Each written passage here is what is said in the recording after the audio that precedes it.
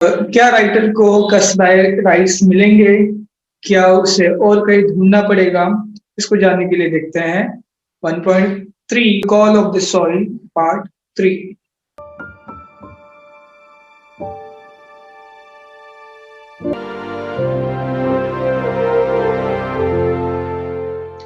So I asked why he had shifted if he was so unhappy with the hybrids. देवहंडा खुश नहीं थे, तो फिर राइडर ने उनसे पूछ लिया कि अगर आप खुश नहीं थे हाइब्रिड क्रॉप से, तो फिर आप वहां पे शिफ्ट क्यों है? क्यों आपने फिर हाइब्रिड क्रॉप ग्रो करना स्टार्ट किया? आपको अगर कासबा इतना ही अच्छा लगता है, तो फिर आपने फिर हाइब्रिड क्रॉप क्यों ग्रो किया? No one forced him to, did they? इसने उन्हें फोर्स तो नहीं किया होगा, जबरदस्ती तो नहीं किया होगा कि नहीं आपको हाइब्रिड क्रॉप ही ग्रो करना है. तो क्या आंसर देते हैं? He smiled and replied that their fields did not have fences.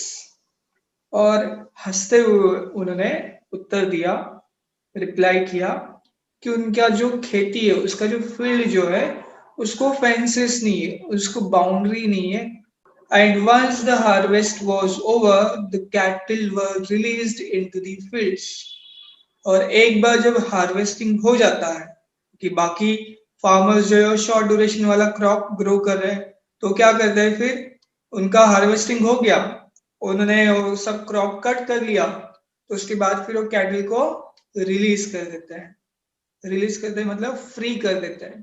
Cattle मतलब गाय भैंस वगैरह. सो कैटल को, काउस को, इनको क्या किया, रिलीज किया, फील्ड में, खेतों में छोड़ दिया जाता है. If my field alone has passed by, it will be a treat for the cattle, he explained. And फिर आगे उन्होंने समझाया कि अगर सिर्फ मेरे ही खेती में कास्ट बाय राइस ग्रो हो रहा है, तो फिर उन कैटल के लिए, उन काउस के लिए क्या हो जाएगा, ट्रीट हो जाएगा, पार्टी हो जाएगा, तो फिर मजे करेंगे. Next, sometimes we have to fall in the line with the community. तो देवहंडा जो एक्सपीरियंस्ड है, एक्स सरपंच है, वो कह रहे हैं कि कभी कभी हमें समाज के साथ चलना पड़ता है, वो जैसे करते हैं वैसे करना पड़ता है. ही लैमेंटेड. लैमेंटेड मतलब एक्सप्रेस इन अ ग्रीफ, मतलब दुखी होके कोई बात बताना. Hybrids need more water, fertilisers and pesticides. Hybrid उन्होंने ग्रो तो किया, स्टार्टिंग में मजा आ रहा था क्योंकि शॉर्ट ड्यूरेशन क्रॉप है. फिर बाद में उन्हें धीरे धीरे पता चला कि इसके लिए ज्यादा पानी चाहिए, ज्यादा फर्टिलाइजर्स चाहिए और ज्यादा पेस्टिसाइड्स चाहिए. He said that yields were good initially, but of late had reduced a lot.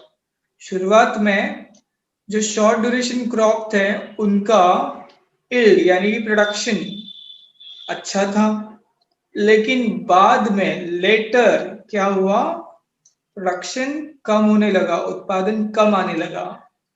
Besides, he said that each year they had to increase the quantity of urea and pesticides they used. और इसके अलावा हर साल उन्हें urea और pesticides, इनका quantity बढ़ाना पड़ा. यानी कि जो शॉर्ट ड्यूरेशन क्रॉप है, हाइब्रिड क्रॉप, उसको जो फर्टिलाइजर्स चाहिए, उसको जो पेस्टिसाइड्स चाहिए, हर साल उसका क्वांटिटी बढ़ने लगा. देखो, पेस्टिसाइड्स बढ़ रहा है, केमिकल्स बढ़ रहा है, लेकिन प्रोडक्शन कम होते जा रहा है. तो ऐसे ही होता है. शॉर्ट ड्यूरेशन क्रॉप शुरुआत में आपको अच्छा प्रोडक्शन देंगे, लेकिन बाद में फिर वो प्रोडक्शन कम देंगे एंड फिर खर्चा बढ़ जाएगा. So it was as if the newer hybrids had an insatiable appetite for chemicals. So ऐसा था जैसे कि ये जो क्रॉप है, उसका जो एपेटाइट है, एपेटाइट यानी कि एक तरीके का भूख हम बोल सकते हैं, वो कैसा है, इनसैशिएबल. इनसैशिएबल यानी कि जितना भी केमिकल दो, जितना भी फर्टिलाइजर्स दो, जितना भी पेस्टिसाइड्स दो, उसका सेटिस्फैक्शन ही नहीं था. He told us that even when there were flash floods in the 60s, Kasbai had stood its ground. और देवहंडा ने बताया कि जब 1960 में तभी मैं भी नहीं था, आप भी नहीं थे, हमारे ग्रैंड पेरेंट्स होंगे। सो उस समय जब फ्लड्स आते थे, बाढ़ आती थी, फ्लैश फ्लड्स यानी कि क्विक, अचानक जो फ्लड्स आते थे, तभी भी कासबाई जो है वो फील्ड में, खेती में एज इट इज रहता था, उसे कोई नुकसान नहीं होता था। He fondly remembered how the rice was still standing when they all returned to the village after the floods had receded. और उस चीज को, वो उस मोमेंट को याद कर रहा है, फॉन्डली, फॉन्डली मीन्स हैप्पीली, खुश होते हुए उसको याद कर रहा है, और बता रहा है कि किस तरीके से राइस जो है कासिफाई, वो खेतों में स्टिल स्टैंडिंग था, वैसे के वैसे ही था जब पूरा गांव जो है फ्लड कम होने के बाद, रिसीड यानी कि डिक्रीज होना, कम होना, जब गांव में जब फ्लड आता था तो गांव वाले सब गांव छोड़ के चले जाते थे, खेत वगैरह सब छोड़ के भाग जाते थे, और जब फ्लड कम हो जाता था तब वो गांव में वापस आते थे, तब उन्होंने देखा कि राइस जो है वो अभी भी वैसे के वैसे ही स्टैंडिंग है। So such was the strength of the rice. तो ऐसा उसका स्ट्रेंथ था, उसका ताकत था कसबाई राइस का, कि उसे कुछ प्रॉब्लम नहीं था, फ्लड से भी वो टस मस नहीं होता था, उसे नुकसान नहीं होता था। आज अगर थोड़ी भी बारिश ज्यादा हो जाए तो पूरा खेत जो है उसको नुकसान हो जाता है। But look what we have done, he do it. और वो आगे कह रहा है कि देखो अभी हमने क्या किया है, हमने इसको रूइड किया है। रूइड यानी कि करना, पछताना। सो पछताते हुए वो कह रहा है। आगे देखते क्या दिया है। As he went on reminiscing about the rice, we gently guided him back to the reason for a visit to Kasbai Seeds. और राइटर जो है वो देवहंडा को फिर से, जो मेन उनका जो विजिट था, किस लिए विजिट के लिए आए थे, क्योंकि उन्हें कासबाई सीड्स चाहिए थे। तो उसको उन्होंने जेंटली गाइड किया कि देखो ये चीज हमें चाहिए। नहीं तो देवहंडा जो है वो रिमिनिसिंग कर रहे राइस के बारे में, पास्ट इवेंट को याद कर रहे और खुश हो रहे हो, उसी में गुम हो गए, उसी में वो मगन है। तो लेकिन फिर बहुत अच्छे से उनको बताया कि देखो हमें ये चाहिए, आपका ठीक है पास्ट ऐसे था, अभी हमें कसबाई सीड्स चाहिए। सो क्या कहा उन्होंने, देखो, he was sure that there was not a single villager in his area who would have the seeds of kasbai। और उन्होंने बहुत ही श्योर होके कहा कि एक भी ऐसा विलेज नहीं है उनके एरिया में जहाँ पे कसबाई सीड्स मिलेंगे। According to him, the only people who still grew it were the Adivasis in a hamlet of the foothills of the mountains in the next village, Asarwari। और उनके अकॉर्डिंग, उनके हिसाब से कुछ लोग जो है वो इसे ग्रो करे, कुछ यानी कि सिर्फ यही लोग ग्रो कर रहे हैं कासबाई सीड्स को, कासबाई राइस को, आदिवासी ग्रो कर रहे हैं। कहाँ है वो आदिवासी? हैमलेट में रहते हैं। हैमलेट यानी कि छोटा सा गांव, जो मेन गांव से थोड़ा सा दूर ही रहता है और उसमें ज्यादा लोग नहीं होते हैं। सो हैमलेट यानी कि स्मॉल विलेज, और ये विलेज कहाँ पे? Foot hills of the mountains. जो माउंटेन है उसका जो बेस है, उसका जो पाइथा है, मराठी में पाइथा कहते हैं। सो वहां पे ये विलेज है, आसावरी के पास। We bid farewell to Devhanda. Devhanda को उन्होंने फेयरवेल किया, बाय बाय किया, उनसे निरोप ले लिया कि अभी हम जा रहे हैं। Who lovingly blessed us and said, तो उन्होंने आशीर्वाद दिया इनको, और क्या कहा, क्या आशीर्वाद है देखो, Mahalakshmi the lord the local goddess will give you the seeds of Kasbai. जो महालक्ष्मी है, जो लोकल गॉडेस है, वो आपको सीड्स देगी, ऐसे उन्होंने आशीर्वाद दिया। अब इसको हमें, ये महालक्ष्मी को आगे कैसे हम कनेक्ट कर सकते हैं उसको देखेंगे। In Asarwari village, we asked the Sarpanch to help us as we were not very fluent with the local dialect. So Asarvari village में हो गए, सरपंच से मिले, सरपंच से उन्होंने मदद मांगी कि हमें इतना, हम फ्लुएंट नहीं है लोकल डायलेक्ट से, He sent his assistant Jeevan with us into the hills. So sarpanch ने उनका एक असिस्टेंट भेजा जिसका नाम था जीवन. After a half-hour walk through thick vegetation, crossing numerous streams and ditches, and scrambling over rocks and gravel, we reached the sleepy hamlet of Boripada. यहाँ पे अभी क्या कह रहा है कि हाफ एन आवर का उनका जर्नी था. आफ्टर हाफ आवर मतलब आधा घंटा वो चले.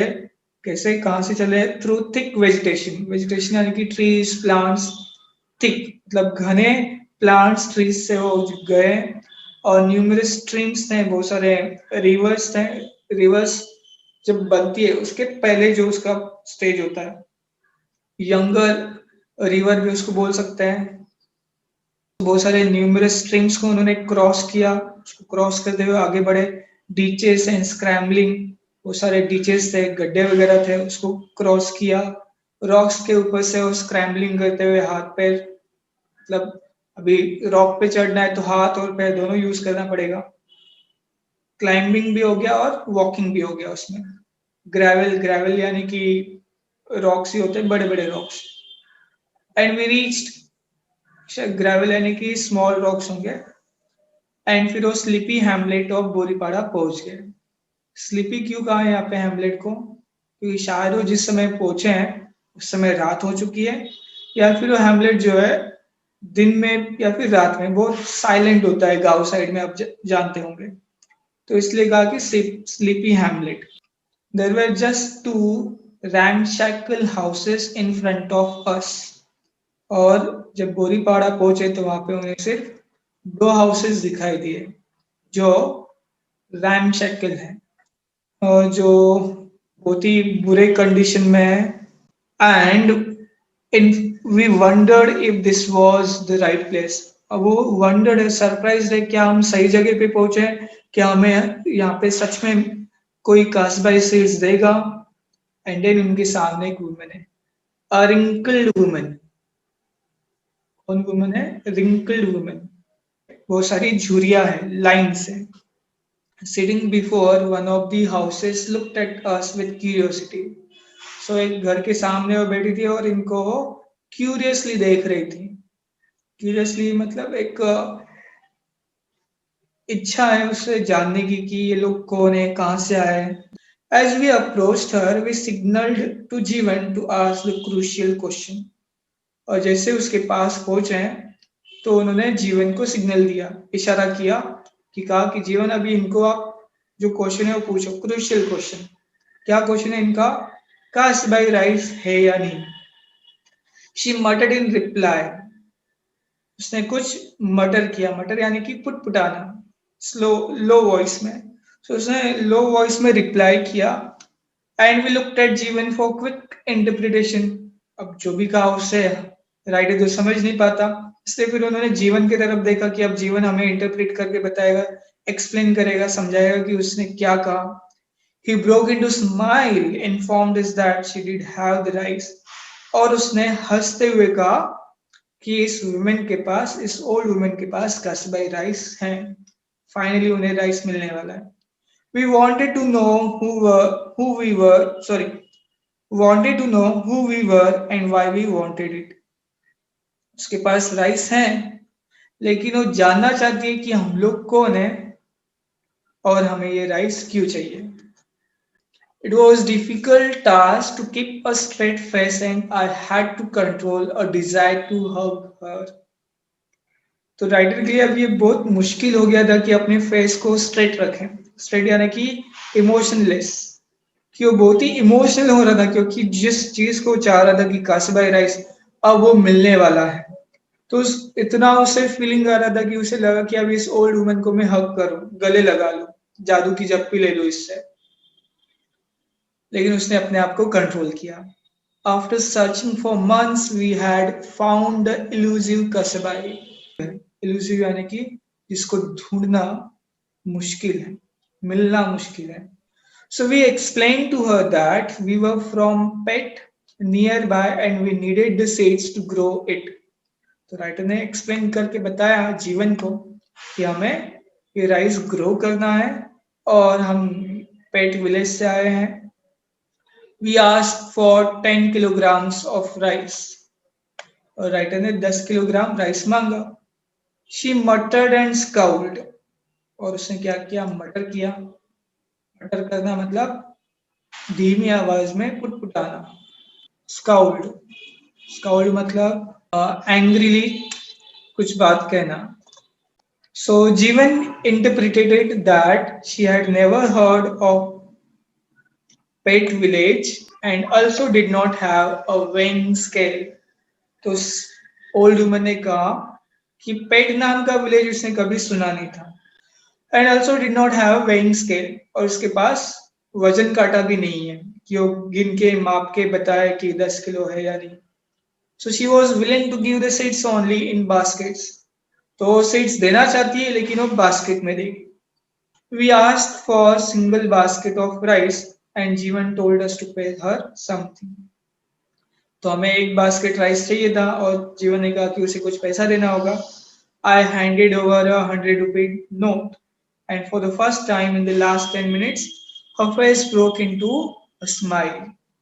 एंड फिर राइटर ने उसे 100 रुपया दिया और 10 मिनट जब से वो आए तब से उसका फेस जो है स्ट्रेट था राइटर का. और ओल्ड वुमेन जो है वो भी हंस नहीं रही थी. उसे लगा कि क्या कौन लोग हैं सब कट में चाहते होंगे. और जब उसे पैसे मिले तो वो भी खुश हो गई. She nodded her head in approval. Approval यानी कि अग्री कि हाँ वो सहमत है. ये कहते हुए उसने अपना सिर हिलाया. After as we walked back against the fading sunset, leaving behind a smiling old lady, I couldn't help but wonder that. So अभी वो वॉक बैक कर रहे हैं. सनसेट फेडिंग हो रहा है. Living behind a smiling old lady. और जो ओल्ड लेडी है स्माइल कर रही है उसको लिविंग पीछे छोड़ते हुए आगे जा रहे हैं. And I couldn't help. आपको ये सोचने से रोक नहीं पा रहा है. Nestling in the foothills of an unknown mountain, away from the hustle and bustle of the road or the city, were the real people of India. कि फुटहिल्स के पास में, अननोन माउंटेन के पास में, ऐसे माउंटेन के पास में जहां जिसको कोई जानता नहीं है, जो रोड से, शहर के हसल एंड बसल से, शोर शराबा जो होता है उससे कहीं दूर नेस्लिंग कर रहा है. फुट हिल्स के पास में नेस्लिंग यानी कि रहता है. रियल पीपल ऑफ इंडिया वहां पे रहता है. सो अगर रियल इंडिया को जानना है तो ये गांव साइड में आपको मिलेंगे. These were the people who still held on the rich biodiversity of our land. और यही वो लोग हैं जो आज भी हमारे जमीन का जो बायोडाइवर्सिटी है उसको रीच रखने में हेल्प कर रहे हैं. And no one even cared about them. लेकिन उनके बारे में कोई केयर नहीं करता, उनके बारे में कोई देखभाल नहीं करता, उनके बारे में कोई सोचता नहीं है. They had never heard of hybrids. और ऐसे लोगों ने कभी हाइब्रिड के बारे में सुना है, ना ही फर्टिलाइजर्स के बारे में, ना ही पेस्टिसाइड्स के बारे में. They just grew their rice and ate what they got. वो सिर्फ अपना चावल ग्रो करते हैं और जो है वही खाते हैं. The old lady we met had probably never left Boripada. और जिस ओल्ड लेडी से वो मिले शायद उसने वो गांव, उसका जो हैमलेट है उसके बाहर वो कभी गई नहीं होगी. Her world was unspoiled by progress. और उनका जो दुनिया है वो प्रोग्रेस से, विकास से, डेवलपमेंट से अछूता है, अनस्पॉइल्ड है, डैमेज नहीं है. And for once I was grateful for that. और उसी को देखते हुए राइटर जो है वो ग्रेटफुल फील कर रहा है, थैंकफुल फील कर रहा है. सो आई होप यहाँ तक आपको समझ में आया होगा. इसमें अगर कोई डाउट है सो मैसेज कर सकते हो.